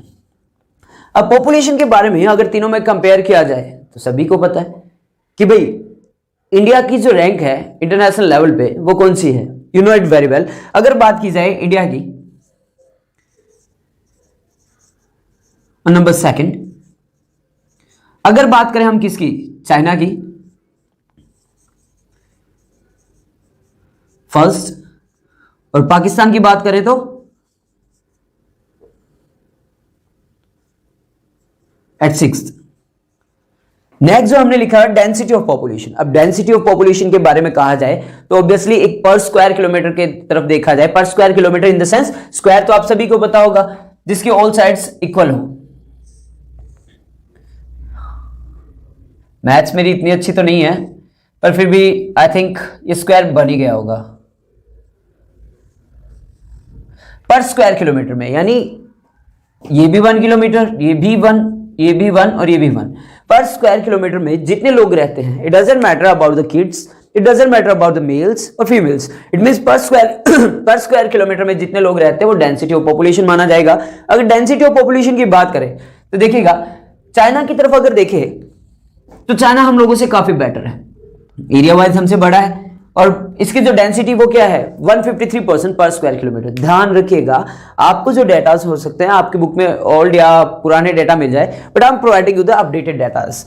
पहले अगर आपको बुक्स में मिले तो हो सकता है आपको 143 मिल जाए या 147 मिल जाए, but I am providing you the latest datas according to the density of population और related to density of population.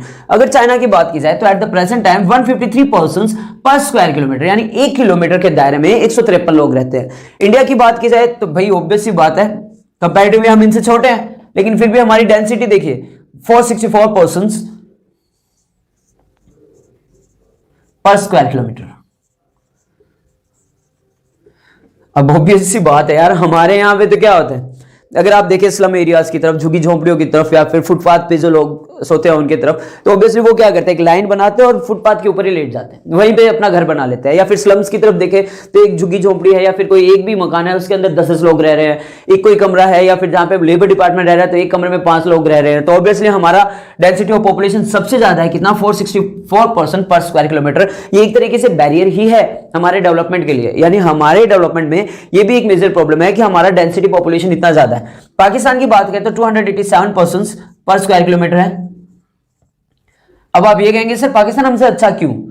जनाब पाकिस्तान इसलिए हमसे अच्छा है क्योंकि वहां पर डेजर्टियल एरियाज काफी ज्यादा है, रहने लायक जगह कम है, इसलिए वहां की डेंसिटी इतनी कम है 287 पर्सन्स पर किलोमीटर के हिसाब से। नेक्स्ट जो हमने देखा है वो है हमारा ग्रोथ रेट ऑफ पॉपुलेशन। अब ग्रोथ रेट ऑफ पॉपुलेशन की बात की जाए कि भाई देखिए चाइना की पॉपुलेशन तो सबसे ज्यादा है, वर्ल्ड में नंबर 1 पे है, पहले भी नंबर 1 पे था, आज भी नंबर 1 पे है, हम एट द रैंक 2nd है। अब इसके बारे में सोच करके ज्यादा खुश मत होइएगा कि हम रैंक 2nd में है, इट्स अ हार्मफुल थिंग कि हमारी पॉपुलेशन बढ़ती जा रही है, लेकिन हमसे बढ़कर भी एक और जनाब बैठे हैं जो हैं हमसे छोटे हैं लेकिन पॉपुलेशन ग्रोथ रेट हमसे काफी ज्यादा है इनके। एक बात यूं तो इनकी ग्रोथ रेट को देख करके यूं लगता है कि जिन्होंने एक ही चीज ठान रखी है कि जनाब पॉपुलेशन बढ़ाते जाओ बढ़ाते जाओ बढ़ाते जाओ बढ़ाते जाओ, लेकिन हकीकत में क्या है, इस चीज में चाइना ने काफी ज्यादा इंप्रूवमेंट किया। क्यों? क्योंकि चाइना ने एक पॉलिसी अपनाई थी 1 पर्सन या 1 फीमेल 1 किड और 1 चाइल्ड, जिनको अपन कह सकते हैं, सॉरी 1 पेरेंट 1 चाइल्ड, यानी वहां पर वहां की गवर्नमेंट ने एक पॉलिसी अपना दी या एक पॉलिसी को लागू कर दिया या इंप्लीमेंट में ला दिया कि जो भी पेरेंट है उनको सिर्फ एक ही बच्चा हो सकता है, एक से ज्यादा बेबीज वो कर नहीं सकते या फिर एक से ज्यादा किसी भी पेरेंट के बच्चे नहीं हो सकते। अगर इनके पास या इनकेस वो इन पॉलिसीज को डिस्कार्ड करते हैं या इसको इग्नोर करते हैं तो वहां की गवर्नमेंट उनको दी जाने वाली या उनके द्वारा दी जाने वाली फैसिलिटीज जितनी भी है उन पेरेंट्स को देनी बंद कर दी जाएगी। तो इसलिए चाइना ने काफी हद तक इस चीज में इंप्रूवमेंट किया है। अगर इंडिया की बात की जाए तो हमारी जो ग्रोथ रेट पॉपुलेशन है वो कितनी है, 1.2% है। पाकिस्तान की बात की जाए तो 2.1 अप्रोक्स है, ध्यान रखिएगा 2.1%, अप्रोक्स 2.12 भी हो सकता है, 2.13 भी हो सकता है। चाइना की तरफ देखिएगा 0.5%, because they have adopted a policy one parent one child, कि हर पेरेंट को सिर्फ एक ही बच्चा प्रोड्यूस करना है, यानी एक ही बेबी वो कर सकते हैं, एक से ज्यादा बेबीज वो नहीं कर सकते। नेक्स्ट अगर अपन देखें सेक्स रेशियो की तरफ, तो सेक्स रेशियो के टॉपिक में आपके लिए एक थोड़ी सी अजीब सी चीज सुनने को मिलेगी। अब आप ये कहेंगे कि सर हमने तो हमेशा से यही सुना था कि बेटी बचाओ बेटी बढ़ाओ, बेटी बचाओ बेटी पढ़ाओ, लेकिन हकीकत आपको पता है, अगर हम देखें 2019 के डेटास का, तो हमारे भारत में अब मुझे लगता है ये कहना पड़ेगा बेटे बचाओ बेटे पढ़ाओ। हकीकत यही है कि पहले एक वक्त ऐसा था इंडिया में कि हमारी जो सोसाइटी थी वो मेल प्रोप्राइटरी सोसाइटी थी, यानी पुरुष प्रधान समाज था हमारा, जहां पे फीमेल्स को इतनी तवज्जो नहीं थी। मेल्स ज्यादा थे, फीमेल्स कम थी। लेकिन अगर आप आज के डेटास देखेंगे, at present time of datas अगर आप नोटिफाई करेंगे, तो आज फीमेल्स हमसे ज्यादा और मेल्स कम है। ऑब्वियसली दिस बिकॉज ऑफ, आप कह सकते हैं कि लोगों ने सही मायने में ये वैल्यूज पहचान लिया है कि अगर सोसाइटी को कोई आगे बढ़ाएगा तो फीमेल्स बढ़ाएगी, डेवलपमेंट अगर ट्रैक पे लाना है तो फीमेल्स लेके आएंगे। स्पोर्ट्स में देखिए आप फीमेल्स आगे बढ़ रही है, यूपीएससी लेवल में देखिए फीमेल्स आगे बढ़ रही है, सिविल सर्विसेज में फीमेल्स आगे बढ़ रही है। अब और तो और आपने ये चीज भी नोटिस करने को मिलेगी, जो डिफेंस अकेडमीज है, डिफेंस सर्विसेज है, वहां पर भी फीमेल्स अपनी हिम्मत अपना टैलेंट दिखा रही है। तो आइए देखते हैं हम हमारे सेक्स रेशियो की तरफ। अगर बात की जाए इंडिया की, देखिएगा वैसे तो एक्चुअल में तीनों के हालात पहले खराब थे, लेकिन अब इंडिया कंपैरेटिवली इन सबसे बेहतर है। हमारे यहां की बात की जाए तो इंडिया की तरफ देखिए तो 1020 फीमेल्स है और मेल्स कितने पर 1000 मेल्स, यानी 1000 अगर मेल्स है तो एवरेज की बात की जाए तो हमारे इंडिया में 1020 फीमेल्स है।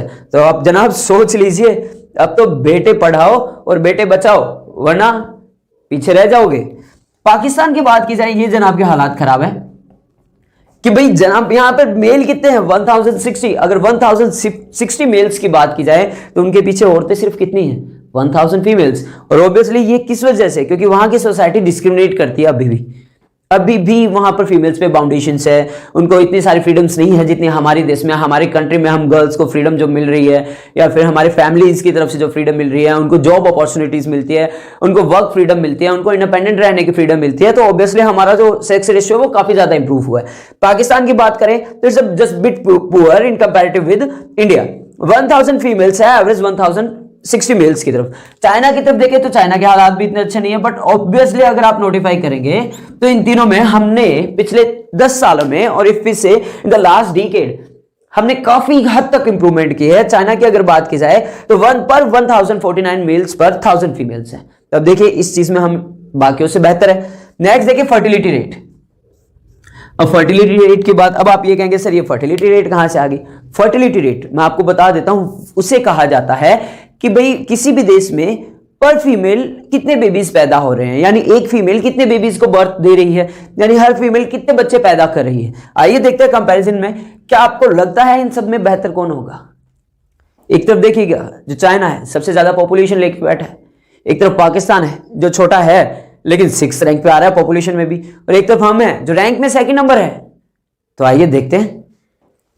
अगर बात की जाए फर्टिलिटी रेट की तो देखिएगा इंडिया के अंदर पर फीमेल या पर वुमन 2.20 बर्थ्स है अकॉर्डिंग टू द डेटास। अब आप ये मत कहिएगा कि सर 2.2 इट मींस कोई भी फीमेल 2.2 बच्चे कैसे दे सकते हैं। It's just an average data कि पर वुमन कितने बच्चों बेबीज को बर्थ कर रही है, 2.2 बेबीज को। चाइना की बात करें तो 1.70 वुमन है। इसमें से कौन हमसे आगे है, चाइना हमसे बेटर है। ध्यान रखिएगा जो जिनसे बेटर है मैं सभी को मार्कअप कर रहा हूं।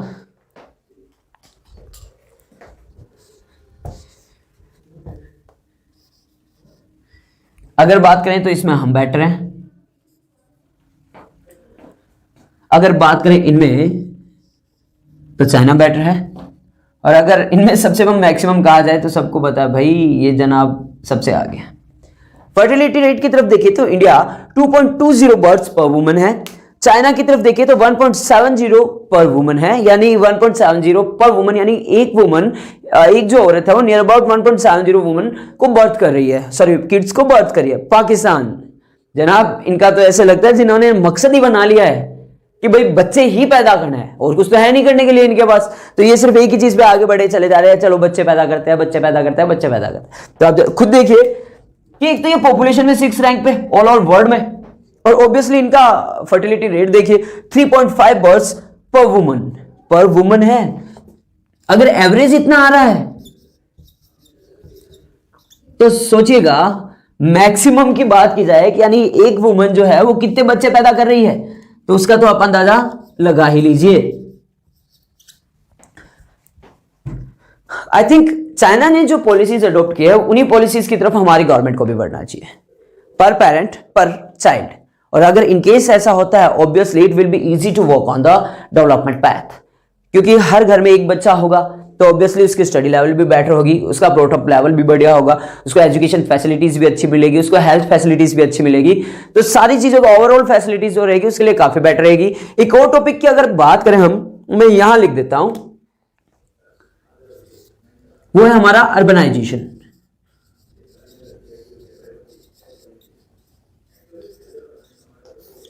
अभी आप कहेंगे सर ये अर्बनाइजेशन क्या है?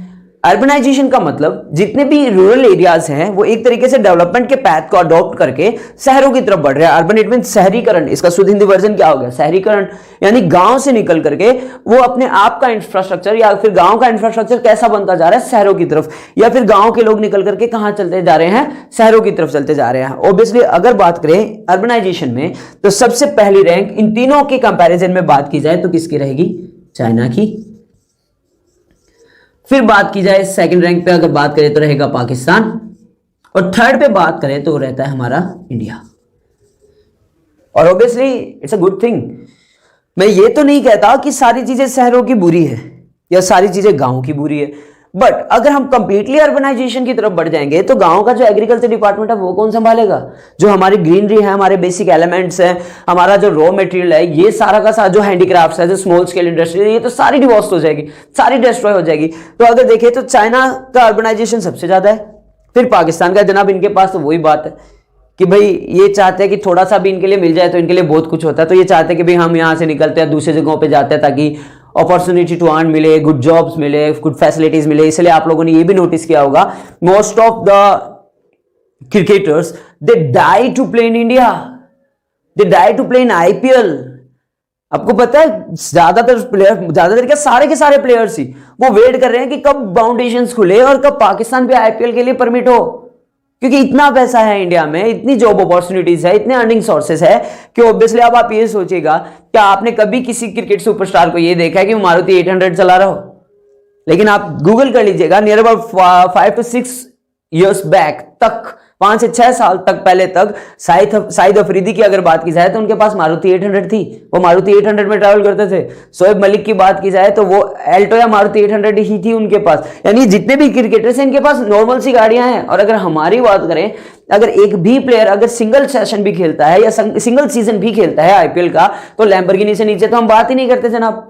तो ऑब्वियसली आप ये देखिएगा कि हमारे पास इतना अभी भी अपॉर्चुनिटीज है कि हम ज्यादा इन चीजों पे बिलीव नहीं करते। क्यों? क्योंकि हमारा जो बेस है वही हमारा रूरल एरियाज में है। जो मेन पैसा निकलता है, जो रॉ मटेरियल निकलता है, इंडिया को यूं ही नहीं कहा जाता था सोने की चिड़िया, आज भी ही है ये सोने की चिड़िया। लोग कहते हैं लूट कर लेकर चले गए। हाँ, अंग्रेजों ने कोशिश किया था इस सोने की चिड़िया के परों को कुतरने की, हमारा रॉ मटेरियल तबाह कर दिया था, हमारा प्रोडक्शन लेवल तबाह कर दिया था, हमारे स्मॉल स्केल इंडस्ट्रीज को, हमारे हैंडीक्राफ्ट्स को कंप्लीटली डिस्ट्रॉय कर दिया था।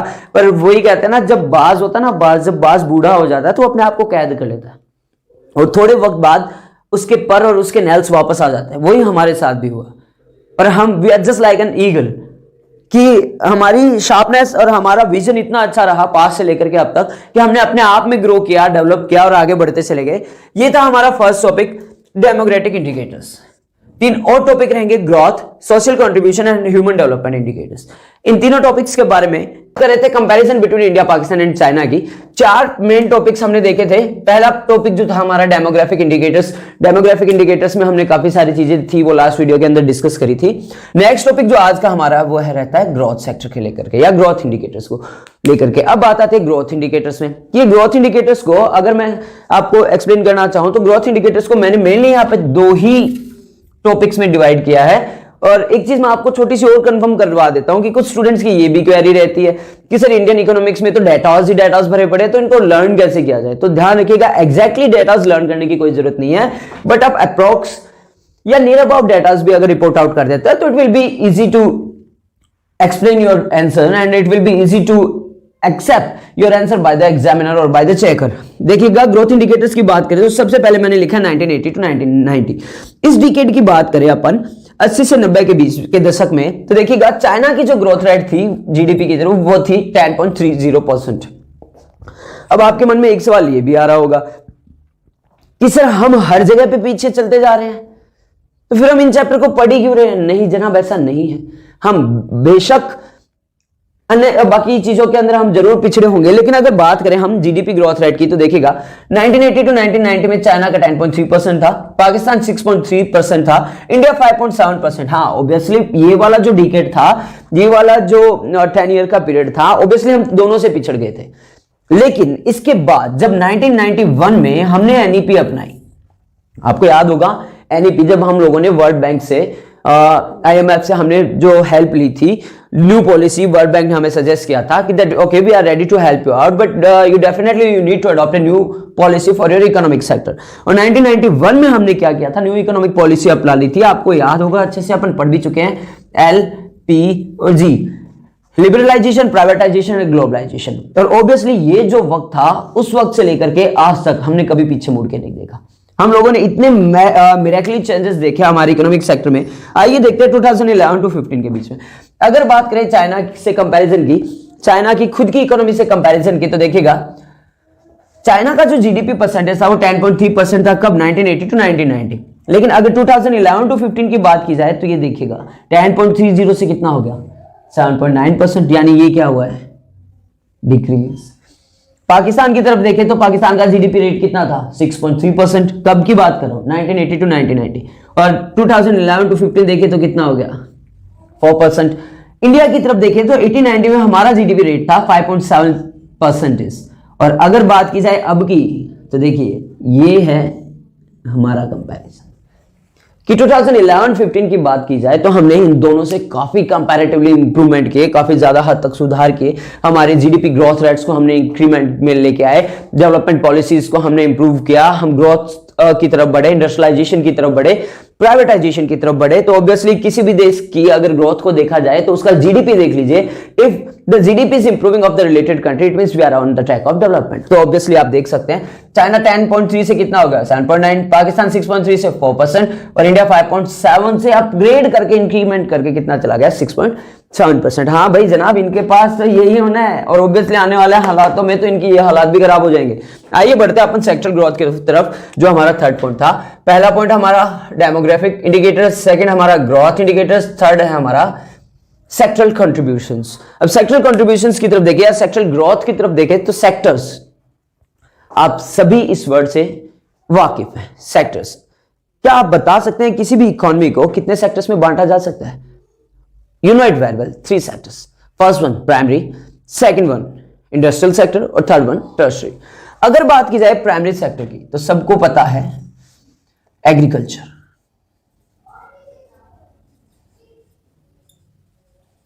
अगर बात की जाए सेकेंडरी सेक्टर की तो इंडस्ट्रीज,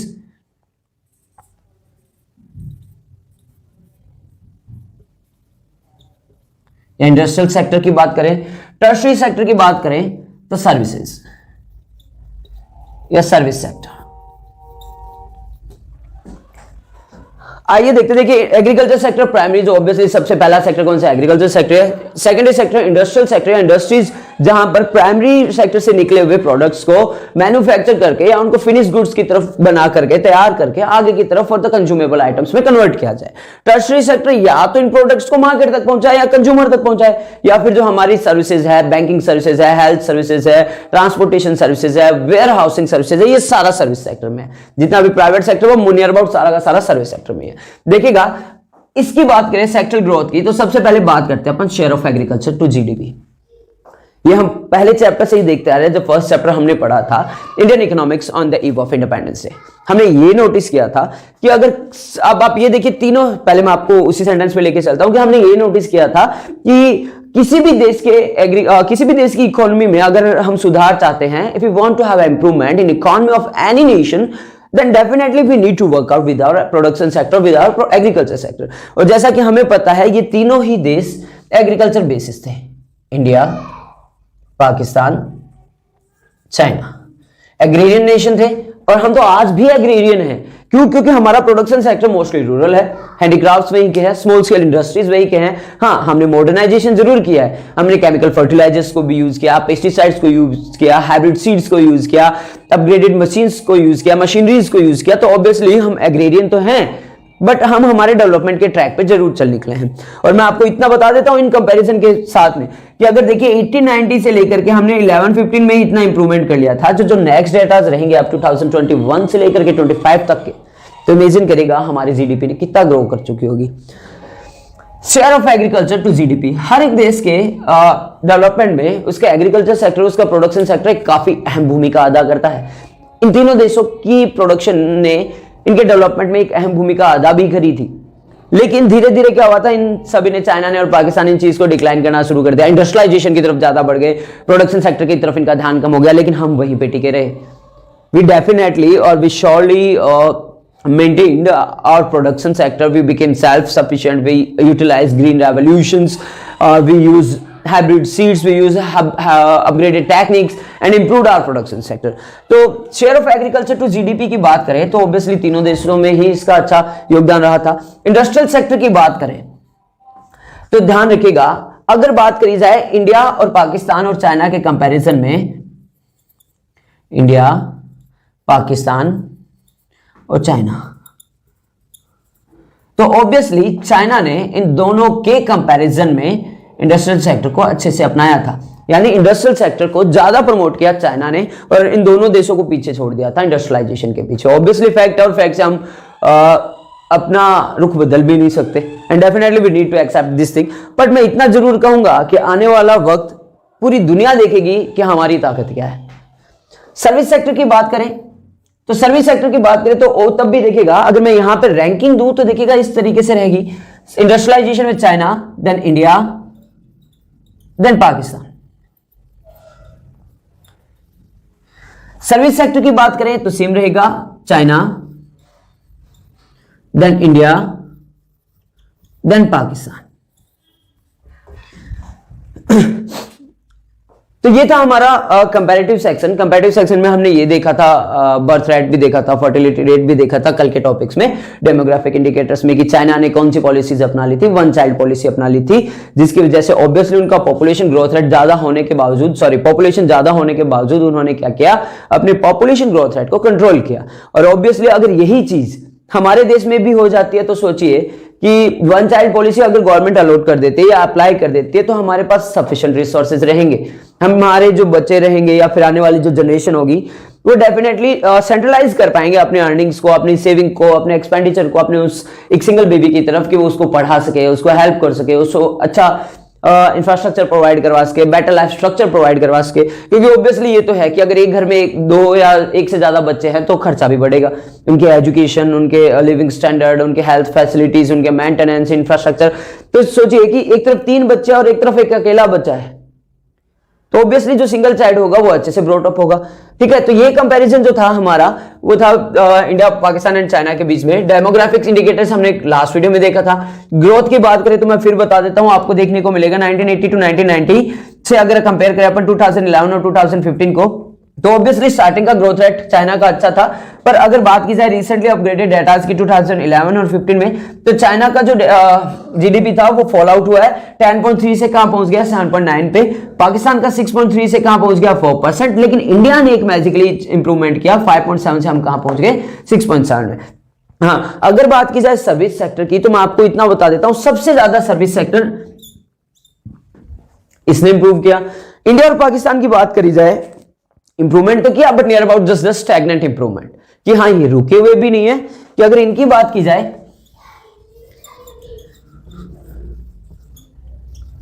कि सर्विस सेक्टर में ये रुके हुए भी नहीं है और ज्यादा तरक्की भी नहीं करे, but in comparison with Pakistan definitely भी अचीव मोर। सेक्टर ग्रोथ की बात करी जाए तो 3 सेक्टर्स की बात की थी हमने, primary, secondary and tertiary. Primary relates to agriculture, secondary relates to industry sector और tertiary relate to service sector. ठीक है, शेयर ऑफ एग्रीकल्चर की बात करें तो जीडीपी में तीनों में ही अच्छा योगदान रहा था एग्रीकल्चर का। इंडस्ट्रियल सेक्टर की बात करें तो सबसे ज्यादा डेवलपमेंट किसने किया इंडस्ट्रियल सेक्टर में, चाइना ने किया, फिर उसके बाद हमने। और हमसे तो ऑब्वियसली भाई बिगड़ी हुई औलाद है तो पीछे तो रहेगी, बाप से थोड़ी आगे निकलेगा।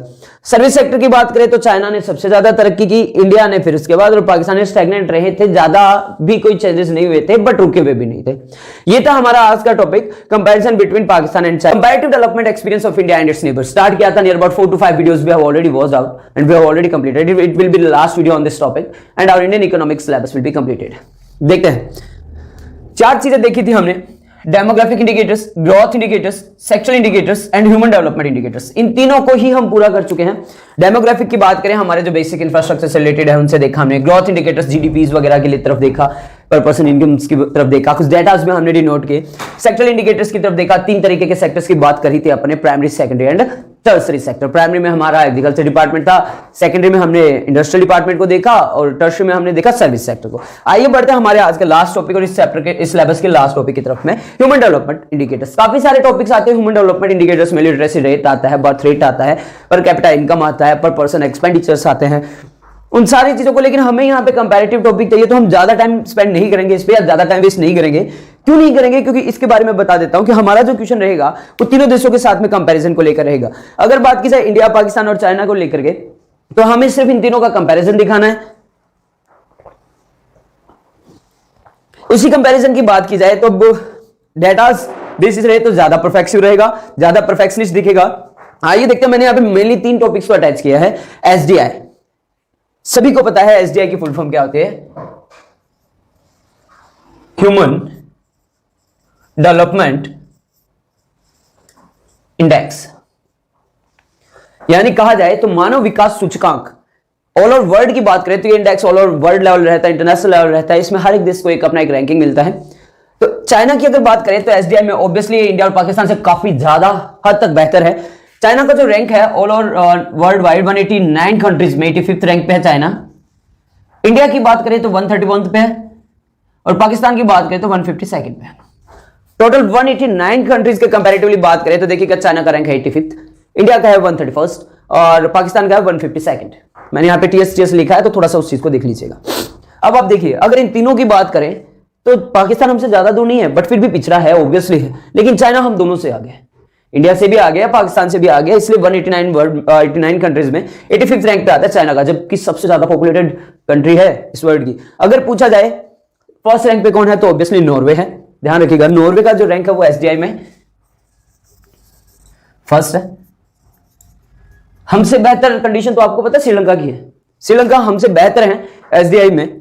Life expectancy at the birth की बात करें तो देखिएगा, यानी कि life expectancy at the birth, यानी कहा जाए कि एक इंसान कितनी एज तक जी पाता है हेल्दियर और किस एज तक वो सर्वाइव कर पाता है। ये नहीं है कि यहाँ पे मैंने 77 लिखा है तो इट मीन 77 का होती है हर ह्यूमन को मरना पड़ेगा, नहीं, it's just an average data कि यहां पर माना जाए तो एक अमूमन एक आदमी, औसतन एक आदमी 77 ईयर्स तक की एज तक इजीली और हेल्दियर जीता है। चाइना की बात करें तो देखिएगा 76.91 है, नियर अबाउट 77 ईयर्स है। अगर इंडिया की बात करें तो 69.66 है और पाकिस्तान की बात करें तो 68। अब आप खुद देख सकते हैं कि हम में और पाकिस्तान में ज्यादा डिफरेंस नहीं है, but we are bit better than Pakistan, but ये अच्छे डेटास नहीं है। आप ये देखिए, चाइना की जब 77 है तो नॉर्वे की कितनी होगी ह्यूमन डेवलपमेंट इंडेक्स में। एक चीज मैं आपको बताना चाहूंगा कि मोस्टली स्टूडेंट्स मुझे डीएम करते हैं, कॉल करते हैं और ये कहते हैं सर ये डेटा कैसे याद रहेंगे, तो मैं आपको इतना सा ही सजेशन दूंगा इन पॉइंट्स पे मत जाइए। Take it about near about 77 approx. आप 77 लिखिए और अप्रॉक्स लिख दीजिए। आप 70 लिखिए और अप्रॉक्स लिख दीजिए। आप 68 लिखिए और अप्रॉक्स लिख दीजिए। क्यों? क्योंकि देखिएगा, हाँ इतना तो मैं मानता हूं कि डेटाज आपके आंसर्स को क्या बनाते हैं, इंप्रेसिव बनाते हैं। और ऑब्वियसली जब आप स्ट्रक्चर बेसिस करते हैं, पहले आप एक स्ट्रक्चर बना देते हैं अपने आंसर में और फिर उसका थ्योरेटिकल पार्ट लिखते हैं, तो जो चेकर जो होता है, जो इंडिविजुअल एग्जामिनर जो होता है, वो कभी भी आपके मार्क्स काट ही नहीं पाएगा। तो please be concentrative a bit about the datas. आपको ये याद रखना, ज्यादा नहीं कहता मैं, ज्यादा टॉपिक्स पे मत जाइए। हर टॉपिक के देखिएगा मैंने आपको 3 से 4 या 5 टॉपिक्स ही बताए हैं, तो आप सिर्फ उन्हीं तक रहिए, उन्हीं के डेटास को याद रखिए। It will be easier to learn. Next हमने लिखा है मीन्स ऑफ स्कूलिंग। अब मीन्स ऑफ स्कूलिंग में तो काफी सारे टॉपिक्स भी आ जाते हैं।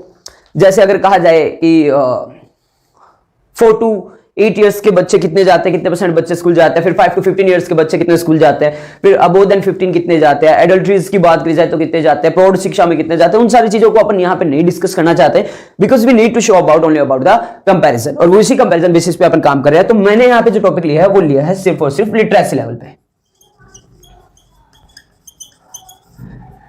टाइम लिमिटेड रहेगा हमारे एग्जाम में, 2 घंटे की टाइमिंग रहेगी, तो अपन ज्यादा टाइम नहीं लगा सकते थ्योरेटिकल बड़े क्वेश्चंस को लेकर के। तो we need to use limited words that can really show our answers impressively. Means of level यानी लिटरेसी लेवल की बात की जाए तो पाकिस्तान का लिटरेसी लेवल देखिए 62.30। चाइना का देखें तो ऑब्वियसली काफी ज्यादा है 96.80%। That's really awesome datas. और इंडिया की बात करें, we are bit far to have the maximum 100% literacy level. अभी भी हम कोसों दूर खड़े हैं 100% लिटरेसी लेवल की तरफ। इंडिया की बात की जाए तो 77.70% है, इनकी तरफ देखिए 62.30% है। जो बातें बड़ी बड़ी करते हैं, लेकिन एक्चुअल में लिटरेसी लेवल की बात की जाए तो जिन्हें वॉवल्स या कॉन्सोनेंट या साउंड्स का या जिन्हें लेटर्स तक का नॉलेज नहीं हो, और ये बात करते हैं दुनिया हिला देने की। तो ऑब्वियसली आपने ये भी देखा होगा कि इनका पर वुमन बर्थ रेट कितना था, नियर अबाउट 4 पॉइंट समथिंग था या 3 पॉइंट समथिंग था। यानी अमूमन एक औसतन औरत अपने लाइफ सर्कल में 4 बच्चों को पैदा कर रही है। तो इनका काम सिर्फ और सिर्फ तादाद बढ़ाने का है, तो ज्यादा बेटर नहीं करता। हमारा जो चैप्टर था वो यही तक था कि हमें देखना था कंपैरेटिवली कौन बेटर है, चाइना, इंडिया और पाकिस्तान। ऑब्वियसली अभी तक के जो डेटास देखे, China is a bit better than us, but मैं आपको एक चीज अश्योर करवा देता हूं, अगर यही नेक्स्ट 10 इयर्स हमारे सेम साइमल्टेनियसली ऐसे ही रहे इकोनॉमिक सेक्टर के, then definitely it will be better. और कंफर्मली ये होगा कि हम चाइना को काफी पीछे छोड़ चुके होंगे। हमारा इकोनॉमिक लेवल बढ़ रहा है, हमारा ग्रोथ लेवल बढ़ रहा है, हमारा पर पर्सन इनकम बढ़ रहा है, हम डेवलपमेंट इंडेक्स की तरफ बढ़ते चले जा रहे हैं। ठीक है, हाँ अभी काफी दूर खड़े हैं, लेकिन डेफिनेटली 10 ईयर्स लगेंगे, क्योंकि पिछले आजादी के 50 सालों की बात की जाए, आजादी के बाद के 50 सालों की बात की जाए, तो हम इतने पिछड़े थे कि जल्दी से उनसे उभर पाना it's not easy task. Time लगेगा अच्छी चीजों को होने में, बिकॉज ऐसा कहा जाता है it always take times to happening for happening good things. तो अच्छी चीजों को होने में वक्त लगेगा, अच्छे दिन भी आएंगे, मोदी जी कहा करते थे और ऑब्वियसली कहा करते हैं, ऑब्वियसली आएंगे। तो आपको जो ध्यान रखना है, आपको अपने स्टडीज की तरफ कंसंट्रेट करना है, अपने हेल्थ की तरफ कंसंट्रेट करना है। हमेशा ध्यान रखिएगा, एक देश तभी तरक्की कर पाता है जब हम खुद सुधरते हैं। First improve in yourself, then look at others. अगर आप करप्शन की तरफ बढ़ रहे हैं तो आप दूसरों में ये सुधार देख ही नहीं सकते। हम कैंडल मार्च कर देते हैं, है ना, झगड़ा कहीं हो रहा है, हम देखकर निकल जाते हैं कि भाई हमें क्या। इमेजिन करिए वही चीजें इनकेस कभी आपके फैमिली के साथ हो, खुदा ना करे ऐसा हो, तो लोग भी देख के यही करेंगे, वीडियोस बनाएंगे कि भाई हमें क्या, है ना। मोस्टली मैं चीजें देखता हूं कि यहाँ पर जो पेट एनिमल्स है, स्ट्रीट एनिमल्स है, उनकी कोई केयर नहीं होती, कभी भी केयर नहीं होती। तो अभी कभी भी ऐसा मत करें। बी रिस्पॉन्सिबल एट फर्स्ट, पहले खुद रिस्पॉन्सिबल बनिए, ताकि कंपैरेटिवली आप दूसरों को ये मैसेज दे सकें कि हाँ भाई आई एम डूइंग गुड। तो एटलीस्ट लोग आपको देखेंगे तो obviously they will get impressive और they will get a better impression on them just because of you. तो मैं यहीं तक रखना चाहूंगा इस क्लास को। मिलते हैं नेक्स्ट क्लास में। ये यहीं तक था, हमारा इंडियन इकोनॉमिक्स का सिलेबस पूरा होता है। ध्यान रखिएगा, कंपैरेटिवली आपको क्वेश्चन 101% मिलेगा आपके एग्जाम में। So keep concentrated, stay safe, stay at home and keep updated your syllabus. I'm with you. Have a great day. Thanks a lot. And don't forget to subscribe, like, comment and share. Thanks a lot.